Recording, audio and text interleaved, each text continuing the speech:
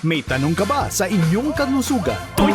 Nag-aalala dahil sa inyong karamdaman? Ito na ang programang sasagot sa inyong katanungan tungkol sa kalusugan. Dito, libre ang konsulta dahil Lunas, sagot ni Doc. Sabado sa All Radio TV sa Planet Cable Channel 3. Sagot ni Doc!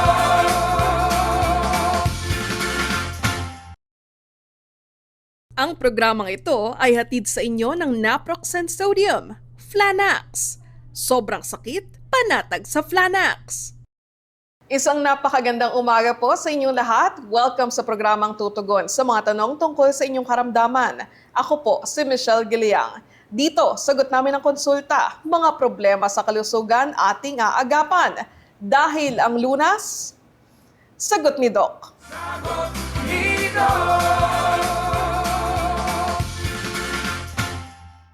Sa panahon ngayon, halos hindi na natin mahiwalay ang ating sarili sa gadgets. Mula sa cellphone at tablet hanggang sa laptop at computer, bahagi na talaga ito ng ating araw-araw na buhay. Mapatrabaho, pag-aaral at libangan man. Kung nakaka-relate ka, para sa iyo ang episode na ito. Aminin mo, pagkagising pa lang sa umaga, cellphone agad ang hawak mo. Sa trabaho, sa biyahe o bago matulog, halos hindi na natin mabitawan ang cellphone. Abala tayong mag-scroll o mag-chat na hindi na natin napapansin na matagal na pala tayong nakayuko.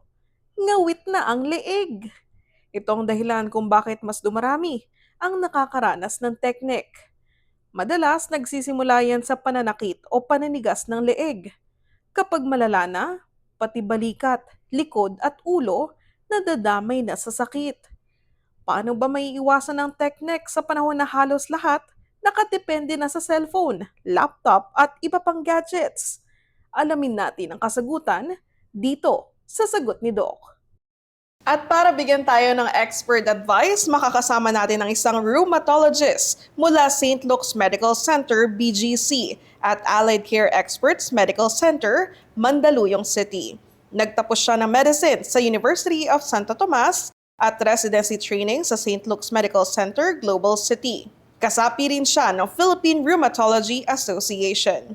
Let's all welcome Dr. Eloisa Trida Generoso. Doc, welcome sa Sagot ni Doc. Hi, good morning, Michelle. Good morning din sa lahat ng viewers ng Sagot ni Doc. Thank you very much for having me. Doc Eloisa, first of all, thank you so much sa oras mo ngayong umaga para samahan kami na matalakay yung kinaka-curiousan namin na kondisyon, yung teknik. Kasi hindi natin mapagkakaila, Doc, na marami sa atin yung oras na yung ginugugol sa gadgets, no? Matagal tayong nakayuko. So, parang napapansin natin, dumarami na yung dumadaing ng sakit ng batok, ng leeg. Hindi natin alam na may kondisyon pala na tinatawag na teknik. So, Doc Eloisa, pwede mo po bang ipaliwanag sa amin ano po yun? Yes, Michelle, ang Tech-Neck syndrome ay medyo bagong kondisyon. Actually, around 2008 siya nung binigyan siya ng pangalan. So first, what is it really? It's a chronic stress injury na ang inaapektuhan is yung batok or yung leeg natin. Medically speaking, it's called the cervical area. The cause siya because we're always looking down at our gadgets. So, like I said, medyo bago lang siya. Si Dr. Fishman, who's a chiropractor, siya actually nagbigay ng pangalan. Meron siyang patient na teenager na parati daw nagkakaroon ng neck pain, headaches, stiffness sa shoulders. Tapos, nung tiningnan niya kung ano yung posisyon nung teenager, ano yung mga usual activities, ayun pala, medyo parating gumagamit ng cellphone. So, that's why the other name for Tech-Neck syndrome is text-neck syndrome. Alright. So, ang teknik, alam din natin siya as text-neck. Yes, that's Alright. correct. So, Doc, nabanggit nyo naman na 2008 lang nakilala yung condition na teknik. Pero ngayon, Doc, pansin natin parang nagiging bigger concern na siya ngayon eh. Ano po kaya yung rason dun? So, it's because halos lahat ng parte ng buhay natin na giging nade-digitalize. So, mapapansin natin na halos hindi na tayo gumagamit ng paper and pen. Everyone's already using iPads. Tapos, lahat tayo may cellphone. Minsan nga, di ba, mas priority pa natin magka-cellphone. And then also, pati yung mga trabaho natin, nade-digitalize. So, more and more people are using laptops and tablets. So, because of that increase in use of technological gadgets, tumataas din ngayon yung prevalence nung pagkakaroon nitong tech neck syndrome. Dok, pag nararamdaman kasi natin yung sakit sa batok, sa leeg, ano po ba talaga yung nangyayari doon sa area na yun? Bakit siya sumasakit? So may iba-iba namang causes kung bakit nagkakaroon ng sakit sa batok. Pero in this case, it's more of a musculoskeletal na cause. Ibig sabihin nito, merong affectation na dun sa mga kalamnan, tsaka or sometimes yung mismo structure ng bone. Kaya nakaka-feel tayo ngayon ng pain. So, may epekto rin po ba yun sa posture natin? Nakaka-apekto sa tech neck yung posture? So definitely meron. Ang tech neck syndrome kasi talaga, by definition, yung posture ng cervical area, yung nag-iiba. So meron tayo yung parang natural or 0 degrees na neck flexion. So walang neck flexion at all. At this position, the neck or the cervical area carries about 1/6 of the body weight, which is in most people 10 to 12 pounds. Kapag nagbago yung posture niya, medyo stoop down a little bit, about 15 degrees, nagiging approximately 27 pounds. If you stoop down even lower, 45 degrees, it actually carries about 49 to 50 pounds. Tapos kapag yung 60 degrees talaga na nakaganon, hanggang sa 60 pounds yung kinicarry na weight nung neck. So, you can imagine na para kang nagki-carry ng maliit na bata or a medium-sized dog Sa batok over your neck Neck. area.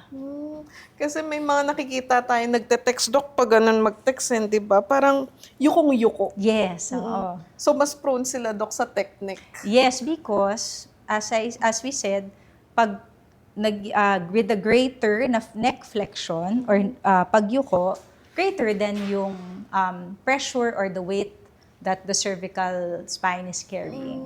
Okay. Sa experience niyo, Dok, sa clinic, may mga age ba na most commonly tinatamaan ng tech neck?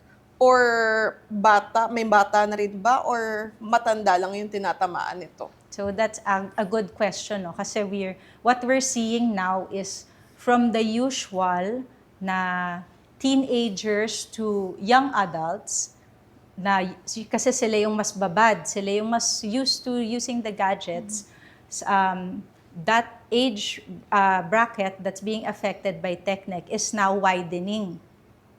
And that's because, like we said, yung mga workers, nagla-laptop, tablet, so even those are in their 30s, in their 40s. Tapos actually ngayon, napansin na rin namin na kahit the younger than teenagers can start having symptoms. And probably that's because kahit yung mga grade school, di ba, they also are being introduced to these gadgets. Hindi lang naman kasi laptop, cellphone, pwede yung mga controller, yung mga naglalaro, no?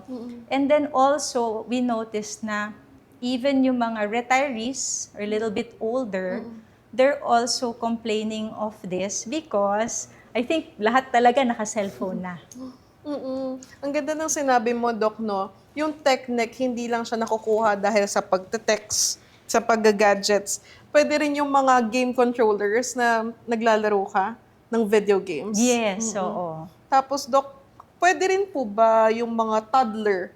Kasi napapansin natin, kahit yung mga baby, pinag-iPad na, parang to keep them entertained habang may ginagawa yung magulang. Binibigyan ng iPad o manood ka para ma-entertain ka. So what we have to remember with toddlers or yung mga developing children, hindi pa nade-develop to the full capacity yung strength nung neck muscles nila. Di ba pag baby, parang parating nahuhulog yung or mabigat, quote-unquote, yung ulo. So, as they grow, as they become toddlers, hindi pa talaga siya fully developed. So, we also have to approach it with caution kapag nag-i-introduce tayo ng gadgets to them. Kasi yung muscle strength can be affected. Okay. Dok, kunyari ako, nararamdaman ko na yung sakit-sakit ng leeg ko. Ano pa po ba yung ibang sintomas na dapat kong bantayan na parang indication na, na may technique ako? Anong possibility na. So, at tech neck syndrome, we said it's chronic kasi over time Every day, about 3 to 5 hours a day, nakatungo ka, that builds up.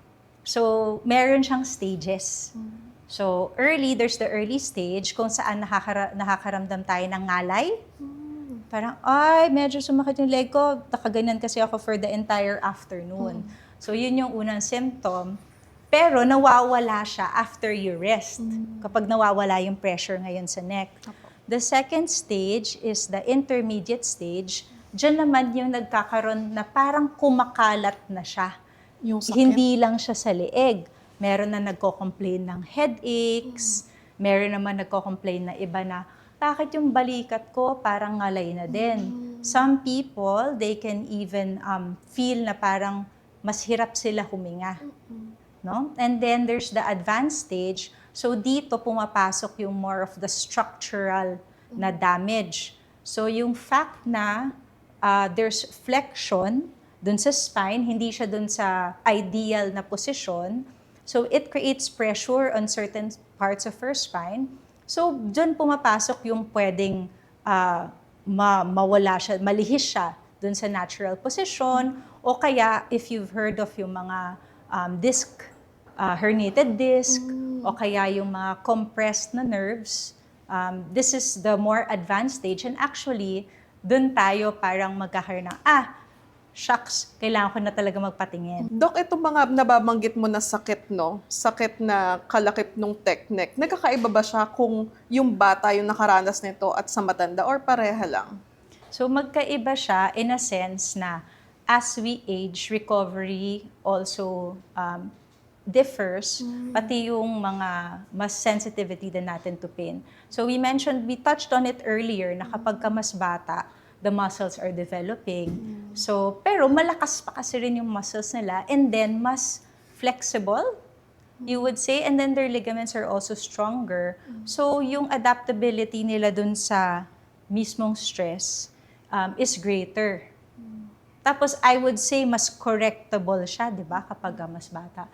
So, kapag ka naman mas matanda, because there's the component of pagkakaroon na ng arthritis and also from years of stress. So nag-iiba na ngayon yung mas sensitive na sa pain o kaya is mas may tendency silang mag-advance or mag-affect nung nerves like we were mentioning earlier. Okay. Ayan mas nagiging interesting na yung talakayan natin. Kasama si Dr. Eloisa Trina Generoso. Kaya sa mga hindi pa nakatutok sa ating talakayan, ipihit niyo po ang inyong mga radyo sa All Radio 103.5. Mapapanood niyo rin po kami sa All Radio TV sa Planet Cable Channel 3. Sa aming pagbabalik, pag-uusapan naman natin kung bakit pati mga bata at preteens ay nakakaranas na ng technique at kung ano dapat gawin kung ang magulang ay para maiwasan ito. Kaya walang BBTO dito sa Sagot ni Doc. Sagot ni Doc. Ang All Radio 103.5 nasa TV na. Mapapanood ang All Radio TV sa Planet Cable Channel 3. All sa balita at napapanahong usapan. Mainit na balitaan sa mabilis lang to. Usapang kalusugan sa Sagot ni Doc. Patas ang iiral sa Dapat Legal. Travel and learn some Living Asia. And late-night sports action sa Hoops Mayhem. All sa drama at kwentuhan. Madamdaming radio drama sa dula ng buhay. Misteryo at kababalaghan sa ulirat sa pagkaimbing. Mainit na kwentuhan sa The Pillow Talk. And live music at its best with the Retrospect Show with Jay Martin. with all your favorite All Radio programs, now made for TV. All Radio TV sa Planet Cable Channel 3. Sa June 22, magsisimula na ang ating bagong prime time bida. Ikaw talaga ang lucky charm sa buhay ko. Nagbabalik ang hari ng aksyon sa ating henerasyon. Coco Martin, kasama ang prime actress Julia Montes. Ano pangalan mo? Ay, baka rin eh, no? Coco Martin, Sigabo, 8 p.m. Sumuko ka na! Magkakamali, puputo ko to.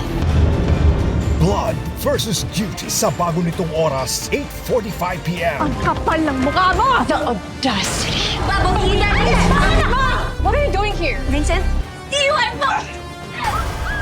Sana sa akin, magtiwala ka. The Alibi sa bago nitong oras, 9:30 p.m. Basta surprise to. Kita-kits, mga kapamilya! Ang ating bagong prime time bida simula sa June 22. Mga kwento ng pag-ibig, Sino nga ba ako para manligaw sa'yo? Huwag mo namang minusin ang sarili mo. hamon ng buhay. Nawalan ako ng preno! Nabangga ako sa truck! Inihahandog ng All Radio TV at Digi8 Studios. Mga pagtatagumpay na isasadula ng mga premyadong voice talents ng bansa. Dula ng buhay. Tuwing Sabado at Linggo, 11 a.m. sa All Radio TV sa Planet Cable Channel 3. Ngayong Sabado at Linggo, hawak mo ang swerte! Lucky Stars ang maglalaro ngayong gabi! Ako na pala ang maglalaro ngayon. Jopay! Kung may mga pinalaki ang sex bomb, may pinatanda din ang sex bomb. Laban na yan! Alam ko na ang sex bomb ay palaban. Buhay paang! Ayan ang magandang laban. Grabe, oh! Ano nasa posisyon din mo? Para mag-get ang 1 million pesos! Ngayong gabi kaya, may makikilala tayo, bagong milyonaryo. Ito na ang all-new season ng Kapamilya, Deal or No Deal. Sabado at Linggo, 7:30 p.m. Hinahanap-hanap natin ang init ng ating summer bonding. Kaya buong linggo tayong mag-enjoy sa ating Yes Weekend! Are you guys having fun? Let's bring laughter and sunshine kasama ang madlang people sa It's Showtime! Extra hot ang excitement sa Kapamilya, Deal or No Deal. Kasama ang pambansang host, Luis Lucky Manzano. Magkakasama na naman tayo at syempre kasama rin natin sila sa Kulitan Ka Ba? Buhay paang! Level up ang kantahan at kulitan with Asia's unkabogable phenomenal superstar, Vice Ganda! Simulan na natin ang kantahan! Sa ating Everybody Sing! Wow! Ganda! Damhin ang maiinit at nakakaanting na kwento sa MMK. At mapawaw sa pasabog na concert experience sa ASAP. We are stronger than ever because we are...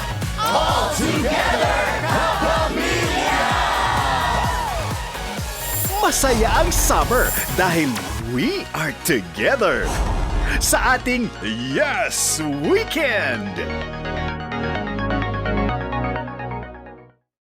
Narito na ang inyong bagong kaagapay sa lahat ng isyu niyong legal. Alam ko po na ako yung pinopost niya.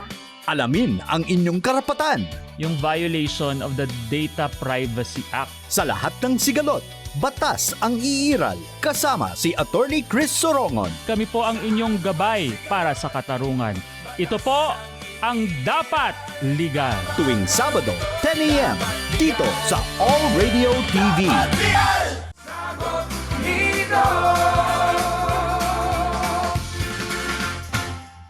Nagbabalik ang sagot ni Doc. Kasama pa rin natin si Dr. Eloisa Trina Generoso, isang rheumatologist. At pinag-uusapan natin ang tech neck o text neck. So Doc, kung dati ay karaniwang problema lamang ito ng mga matatanda, ngayon parang mas dumadami na rin yung bata na nakakaranas nito. Bakit kaya ganito, Doc? I think nga it's because mas rampant na yung paggamit natin ng gadgets. Nasabi natin, no, kahit toddlers, para lang they get entertained, inuupuan ng iPad. So, nai-introduce na talaga yung use of the gadgets and even the positioning ng bata. If you recall, parating tapos less yung parang titingin sila sa paligid nila. So, I think that's why. Doc Eloisa, parang isang factor din ba to yung pag-shift ng mga schools, mga eskwelahan sa online learning? Yes, I think it is, no? Kasi everything's just right in the monitor. And even kahit yung pag-shift ng ating workers to work from home, they use their laptops. So, kaya tumataas din talaga yung prevalence nitong tech neck syndrome. Doc, dun sa mga younger population, yung mga school children na no choice but to use their gadgets sa online classes, pwede bang makakontribute yung tech neck sa permanent damage dun sa leg nila? Yung early na stress or early exposure to stress can build up over time. I won't say na bata pa lang sila magkakaroon na sila ng permanent quote-unquote damage or disability, but this can build up. Actually, yung mga pasyenteng merong chronic neck pain are 2.5 times more prone to developing osteoarthritis of the cervical spine. Osteoarthritis means yung space in between the bones medyo lumiliit or numinipis. Okay. So, meron siya sa leeg, Doc? Yes, Pwedeng oo. osteoarthritis sa leeg? Pwede siya, yes. Kasi alam na natin yung osteoarthritis sa tuhod. Yes, so kahit saan na merong joint or two bones that meet each other, tapos meron siyang parang unan or what we term as cartilage in between, can be affected by osteoarthritis. Okay. Yung tech neck ba, Doc, pwede siyang maiwasan sa pag-exercise? Yes, definitely. So marami tayong madidiscuss din na ways to prevent tech neck. But I'll start it off with exercise and stretching. So yung stretching, kung okay lang sa viewers, will show some exercises that can address yung symptoms ng tech neck and also to prevent it. So because we're always stooping down like this, we bring the head back to neutral or parang may libro. Tapos we place 2 fingers here sa may chin, tapos we press back. So, nakaka-double chin. Pero we do this about 10 times. 10 times. Ilang seconds, Doc? Hold it for about 1 to 2 seconds. Do it for about 10 repetitions. Okay. And we can do it 3 to 4 times a day. So, that's 1. Number 2, pwede rin yung stretching ng neck, yung side to side. No? So, the one ear, you bring it down to the same side ng shoulder. Place the same arm over the head and then reach for the opposing ear. And this is to stretch it. Hold it for about 20 to 30 seconds. And then again, you can do it 3 to 4 times a day. Meron pa yan kasi nga hindi lang naman yung leeg, pwedeng yung ibang parte ng katawan natin. Those who get a little stiff or parang nag-hunch yung shoulders, can reach your arms back like this, interlace the fingers, tapos open up the chest. So that's all to counter yung parang forward bending position natin. Okay? So, yeah, those, again, you hold it for about 20 to 30 seconds and do it 3 to 4 times a day.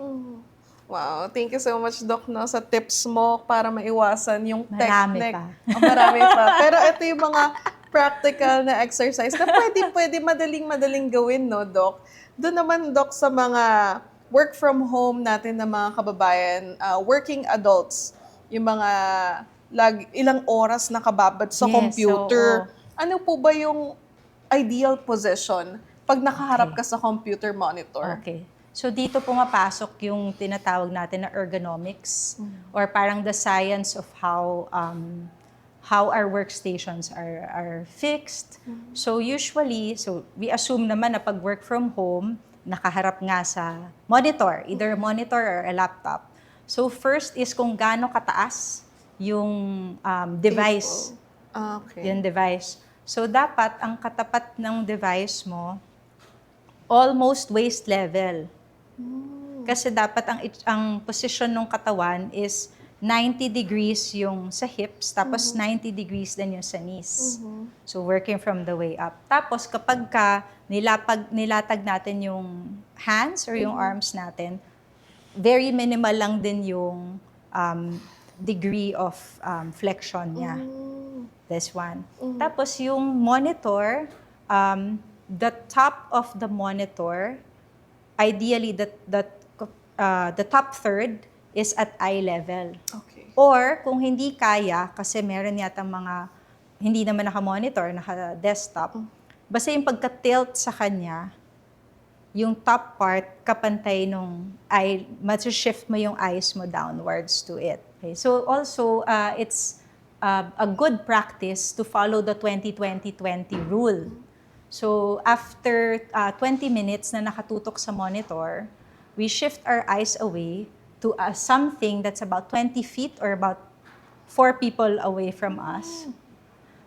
Tapos, rest your eyes there for 20 seconds. Oh, okay. So that's one thing. Para lang ma-rest yung mata natin. We get to blink a little bit more, which we don't do when we're always facing our monitors. Actually. And then, dahil nga they spend hours seated, it's best to stand up, take a break, walk around every 45 to 60 minutes.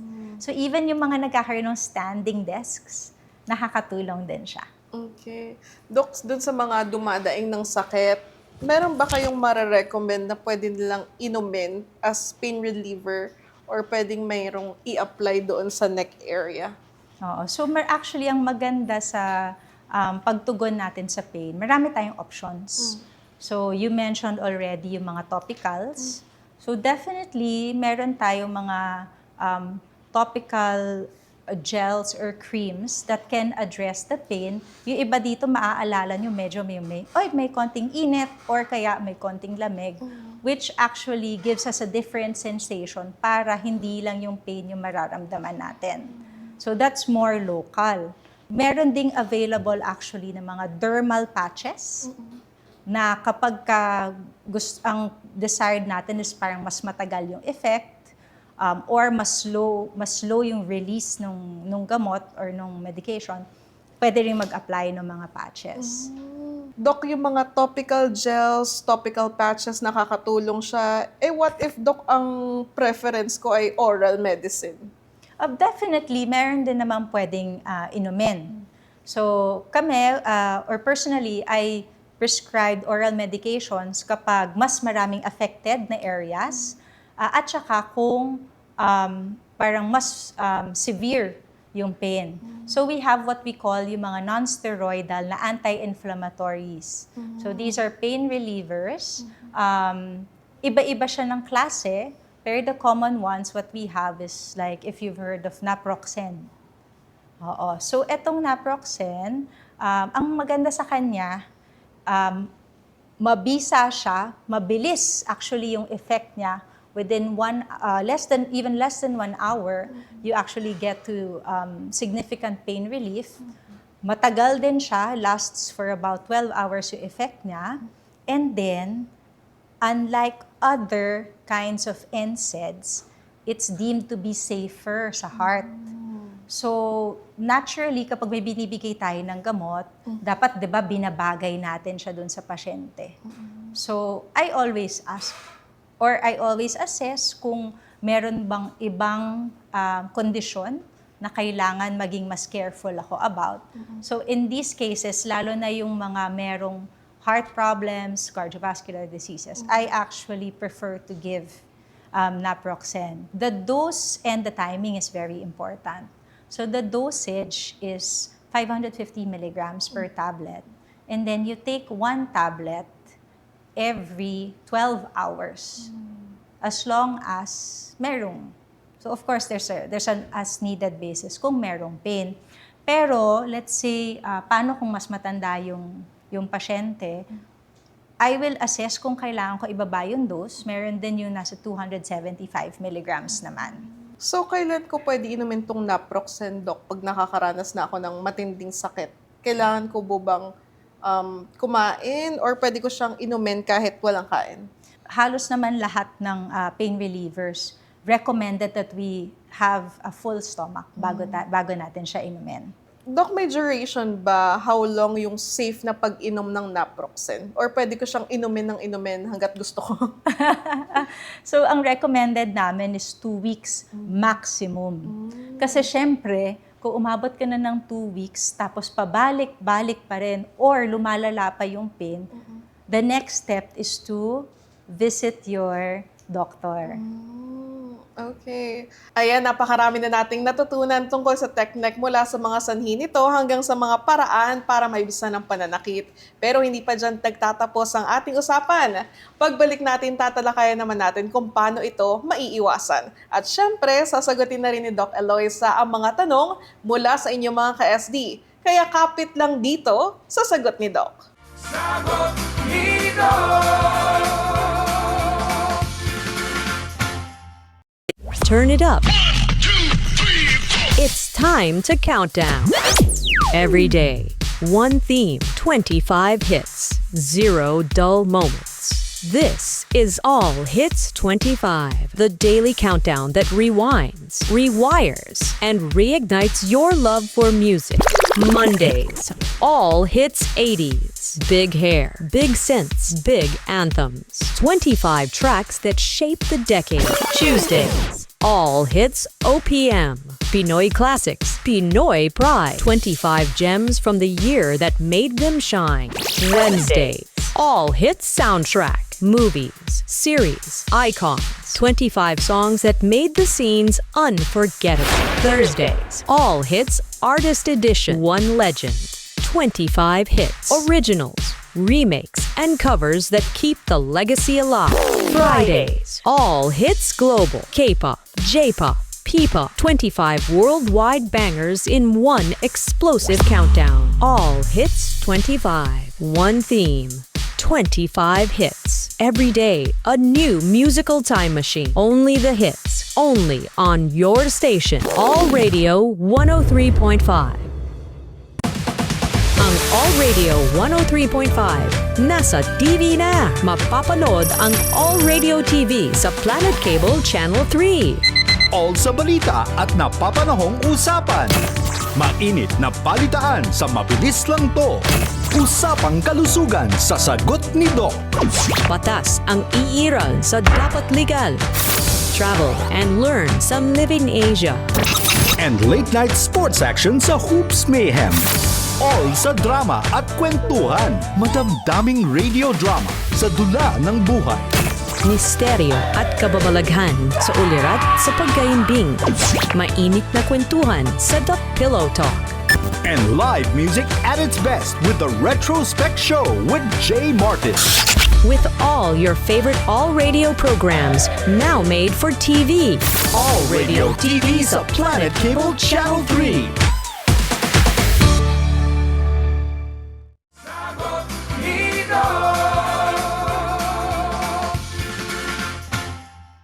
Welcome back sa Sagot ni Doc. Kasama pa rin natin si Dr. Eloisa Trina Generoso, isang rheumatologist, para ipaliwanag ang kondisyon na TechNec.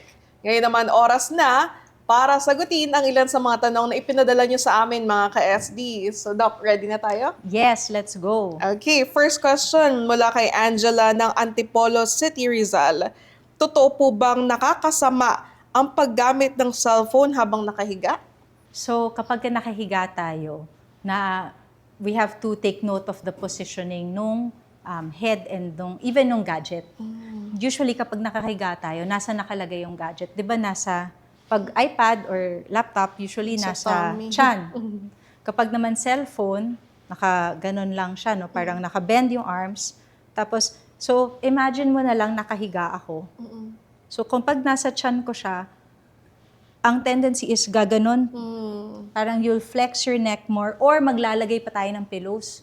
So like we mentioned earlier, kahit na nakahiga, yung mismong act of flexing the neck makaka-contribute na siya talaga to this tech neck syndrome, that positioning, and then that muscle stiffness that comes with it. Kapag naman, there's another, paano doc pagka naka-side view ako?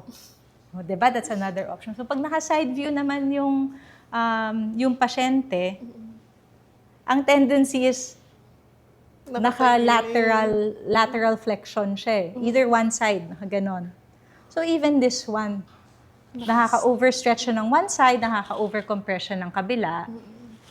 Just being away from that standard position can contribute to the tech neck syndrome. So, anong important dyan? Anong pwede natin sabihin? Gusto ko talaga kapag bago ako matulog, nag-check ako ng cellphone ko. So, let's try to make sure na at least at eye level. Yun pa rin, di ba? Number 1 is at eye level. Tapos, neutral yung neck. Another one is, kung pwede sana, 30 minutes before going to bed, stop na yung cellphone. Kasi, even kapag nakaganyan naman siya sa harapan mo, anong pwedeng mangyari? Pwede mong malaglag yung cellphone. The other thing we have to remember, kapag din naka-cellphone ka, either this way yung posisyon or on the side, kapag nakatulog ka, hindi ba nare-retain yung position na yon? So imagine mo yon, 6 to 8 hours, you're in the same position, the same flexion, the same pressure on the neck area. So all of this, again, it builds up. Oh, very well said, Doc. Ito naman, question natin mula kay Carlo ng Marikina City. Nakakatulong po ba yung massage para sa tech neck? Okay, thank you, Carlo, for bringing this up. Yung massage, what it does is it helps to relax any stiff areas or any stiff muscles, any muscles with spasm. That's what it does. It addresses the symptom. Hindi niya ina-address yung pinaka-root cause, which is yung maling positioning, tsaka yung proper na parang device or gadget hygiene. So with the massage, what you have to remember first is, kung meron kang neck pain, kailangan pa rin siguraduhin na hindi makakasama yung massage. Anong cases kaya yun? Yung kapag ka merong structural na, yung nasabi ko kanina na nakalihis yung isang buto. Or merong nakaipit pala na nerve. So, kailangan munang ma-make sure yon before tayo pumunta dun sa mga massage, hard massage, or even yung mga mabilis na manipulations of the neck.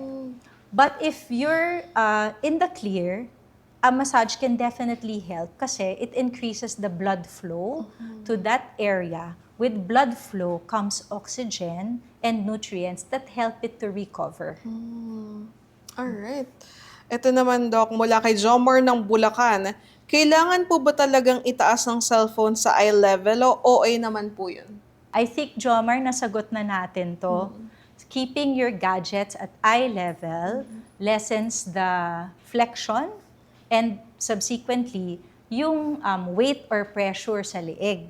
Kung ayaw natin gumamit kung ayaw natin mapagod yung arms natin hands from holding it up, gumamit tayo ng mga stand. Okay, At very least, good diba, advice. marami ng ganon. Opo. Panghuling tanong, Doc, mula kay Kevin ng Batangas City. Nakaka-tech neck po ba yung madalas na pagpapatunog o pag-crack ng leg? I think, Kevin, maraming gumagawa nito, no? Maraming mahilig magpatunog ng leeg. So to answer the question first, hindi naman siya related dun sa severity ng tech neck. But what per se muna, yung popping or yung pagpapatunog na sound, ano ba siya? So kapag matagal yung isang buto sa isang posisyon, meron kasing tinatawag na synovial fluid or parang langis na that serves to make our joints more parang easier to move. Kapag nag-settle yon, yung tinatawag na synovial fluid or langis, meron din siyang laman or dissolved gases. Tapos yun yung kapag bigla mo siyang pinagalaw, yun yung tumutunog or nagpa-pop. So actually, hindi naman lahat ng pagpapatunog nakakasama. Hindi lahat. Pero of course, kapag biglang may kasabay siya na, ay, may kuryente ako sa side na to, then that's a signal na it's something that has to be investigated. Also, just saying na kapag ka mas madalas yung tumutunog, yung mga kasukasuan, signal din siya ng early or beginning na pag-set in ng mga arthritis. Dok, yung kunyari, umupo ka, tapos tumayo ka, matagal ka nakaupo sa office, tapos biglang may tumunog pagkatayo mo. Normal ba yun?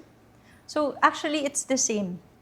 Oo, it's also the same din naman. So, anywhere na merong joints, may synovial fluid, tapos you're kept in a position for a long time, that can happen. So, diba, sa tuhod, sa kamay, ganun din siya. Dok, maraming salamat sa pagsagot mo sa mga tanong ng ating mga ka-SD. At syempre, maraming salamat sa mga nagpadala ng tanong nila mula sa All Radio 103.5 at sa mga nagpadala sa aming Facebook page sa All Radio TV. Dok, at this point, gusto naman namin itanong sa iyo kung paano maaagapan ang technique. Sagot ni Doc? Sige, so meron akong mnemonic for this. It's SIPAG, SPG. Stretching and strengthening, posture, and then gadget health. So actually, nadaanan na natin siya earlier. Stretching, the one I showed, yung sa chin, tapos yung side to side ng neck, and then yung sa chest. Meron din yung strengthening ng muscles na surround the cervical spine. Isa pa, pakita ko na lang din, yung chin tuck na tinatawag, pwede siyang gawin ng nakahiga. Wow, okay. Tapos, to counter, di ba may chin tuck na ganon, the other way naman is you push against, nakahiga, habang nakahiga. You push against your fingers, so this strengthens the muscles around your neck. There are other muscles involved. So, dun sa mga nagja-gym, baka familiar sila, yung parang mga Y exercises, T exercises, and even the W exercises. Lahat, they can help to strengthen the muscles in that area. Kasi hindi lang naman siya sa neck, di ba? Meron din siya sa shoulders. Okay, so that's stretching and then strengthening. P is to maintain the proper posture. Kung hindi kaya ng 0 degrees dun sa neck flexion, sana or in studies, around 12 to 15 degrees at maximum. And because nga we're always in that position for a long time, kailangan natin yung gadget health or yung we're taking breaks every 20 minutes, we're looking, sabi natin, look at an object 20 feet away for about 20 seconds. Even yung positioning sa pagtulog is actually important. Sa pagtulog, we said, sana 30 minutes, walang ganon. Balik ko siya dun sa positioning ng sa pagtulog. What's best is yung kung kaya yung nakahiga or yung on the side. We make sure lang may support yung na may maintain yung posture, may support sa neck. Kasi dun sa mga gumagamit ng mga cervical pillows, I'm sure alam nila to, yung neck area pag nakahigang ganon, dapat yung mas mababa. Tapos when you're on the side, baliktad naman, yung mas mataas na korte niya, yung sinusundan. Tapos another thing, dun sa mga mahilig matulog ng nakadapa, mas makakaramdam din ng pain or stress sa neck kasi if ang ginagawa naman natin, di ba, naka-side? So even that position, having your muscles and your neck in that position, pagising nyo sa umaga, I'm sure makakaramdam ng konting discomfort. Ayan, nalaman na natin mula kay Doc Eloisa Trina kung paano maiiwasan ng technique. Panahon naman para linawin ang ilang mga maling paniniwala tungkol dito. Pero tatalakayin natin yan sa aming pagbabalik. Kaya huwag kayong bibitaw, magbabalik ang Sagot ni Doc. Sagot ni Doc!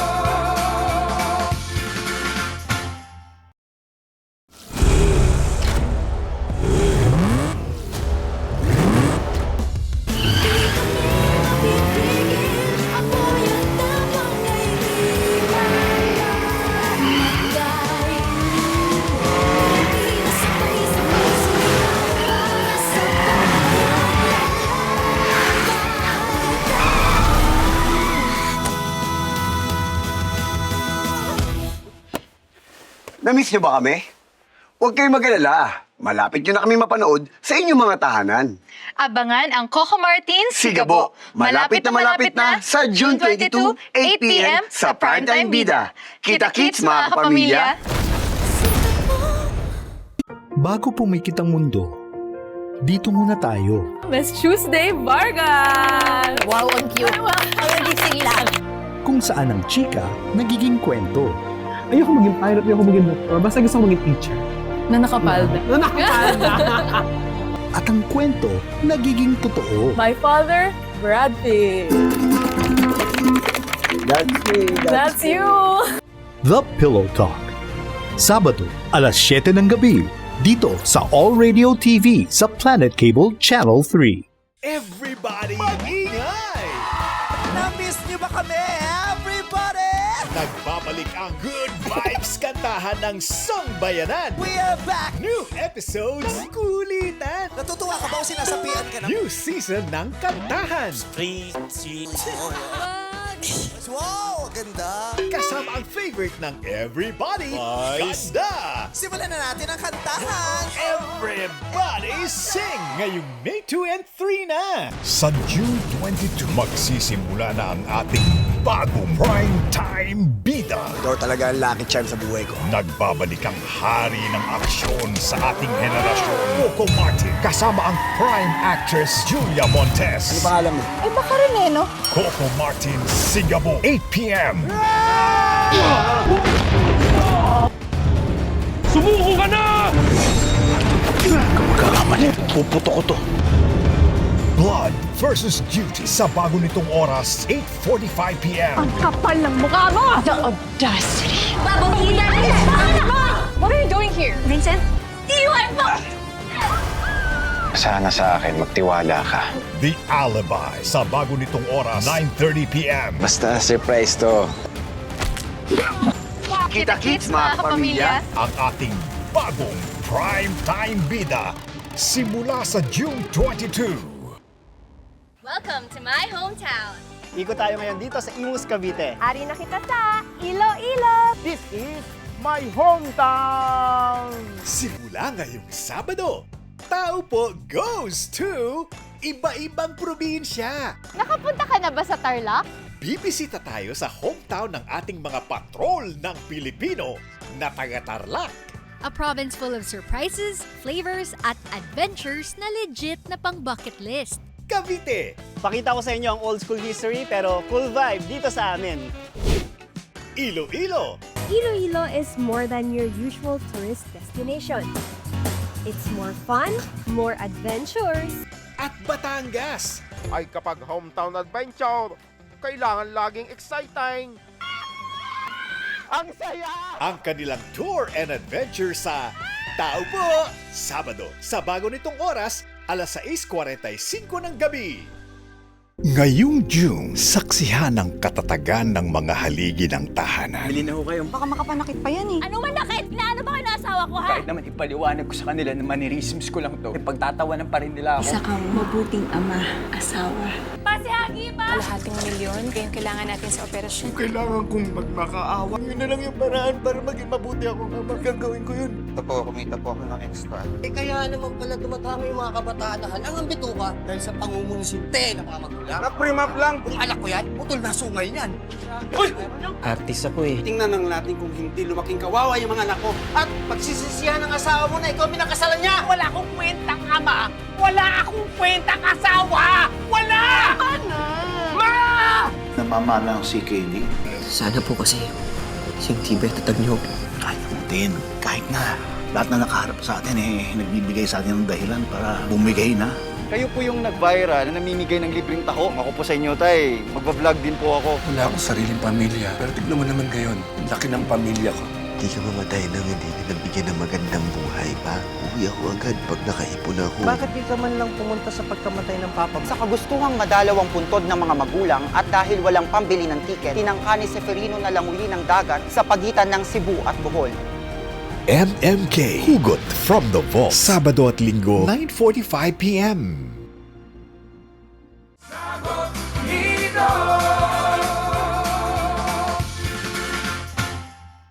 Nakatutok pa rin kayo dito sa Sagot ni Doc.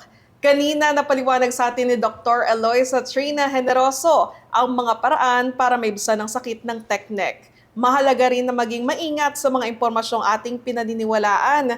May mga kasabihan kasi at advice online na hindi pala tama.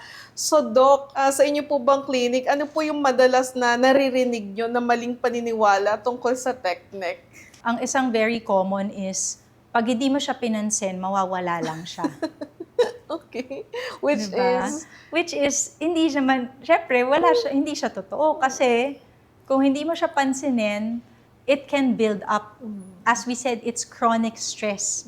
Akala natin wala lang siya kasi mga small bits lang everyday yung nararamdaman natin. Kung hindi natin gagawin yung mga exercises, following the proper use, later on, lalala at lalala din siya. We remember, it's a progressive disease. May stages siya. Kasi Dok, may mga naniniwala na yung teknek ay temporary lang. So, parang kusa lang siyang nawawala. Oo. So, hindi pala yung totoo. Because, malamang yung those patients, baka nasa early stage pa sila. Tapos kasi nga, correct. Tapos kapag nag-rest sila, nawawala naman.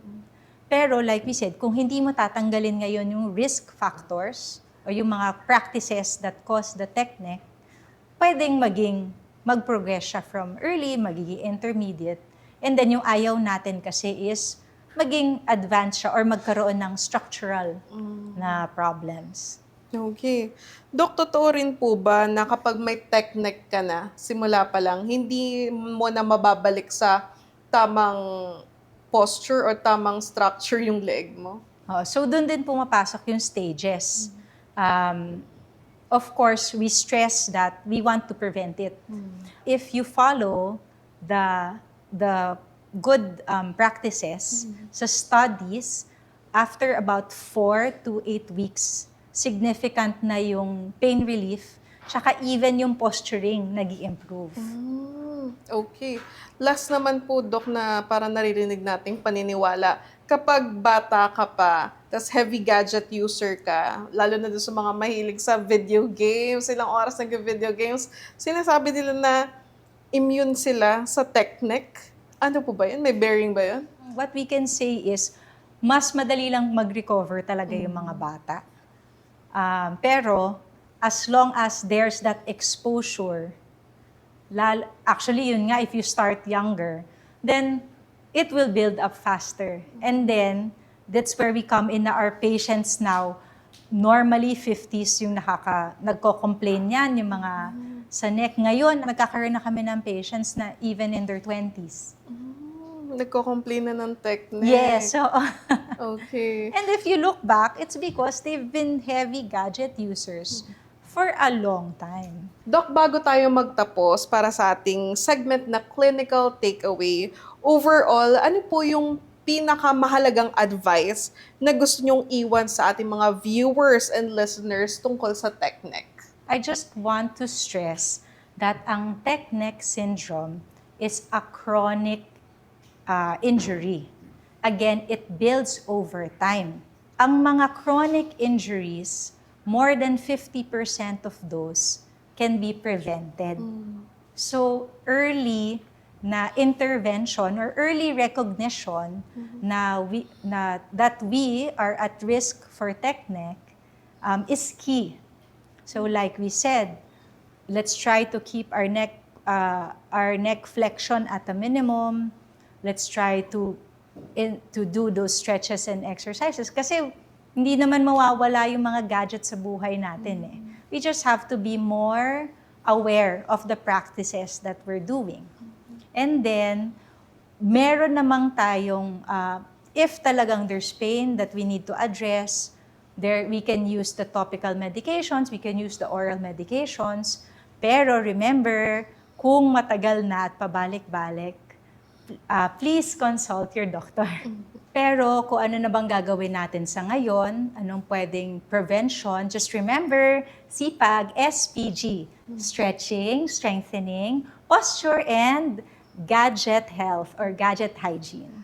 Doc Eloisa, maraming salamat sa mga ibinahagi mong kaalaman sa amin at sa mga practical na payo na pwede nating gawin sa bahay para maiwasan ang tech neck syndrome. Kaya tandaan mga ka-SD, habang importante ang technology sa ating buhay, mahalaga rin na aalagaan natin ang ating posture at katawan. Kung gusto niyo po balikan ang aming episode sa Sagot ni Doc, i-like at follow lang ang All Radio 103.5. At muli, maraming salamat Doc Eloisa Trina Generoso. Thank you very much, Michelle. Thank you to all the viewers. Next week, usaping prostate cancer naman ang ating tatalakayin.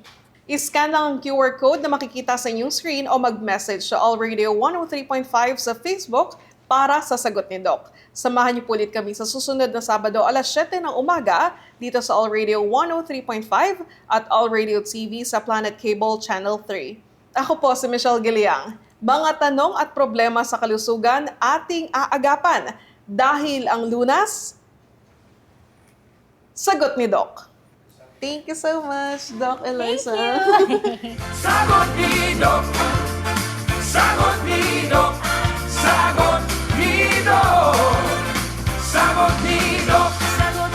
Sagot ni Doc. Sagot ni Doc. Sagot ni Doc. Sagot ni Doc. Ang programang ito ay hinatid sa inyo ng Naproxen Sodium, Flanax. Sobrang sakit, panatag sa Flanax. Ang All Radio 103.5 nasa TV na. Mapapanood ang All Radio TV sa Planet Cable Channel 3. All sa balita at napapanahong usapan. Mainit na balitaan sa mabilis lang to. Usapang kalusugan sa Sagot ni Doc. Batas ang iiral sa Dapat Legal. Travel and learn some Living Asia. And late-night sports action sa Hoops Mayhem. All sa drama at kwentuhan. Madamdaming radio drama sa dula ng buhay. Misteryo at kababalaghan sa ulirat sa pagkaimbing.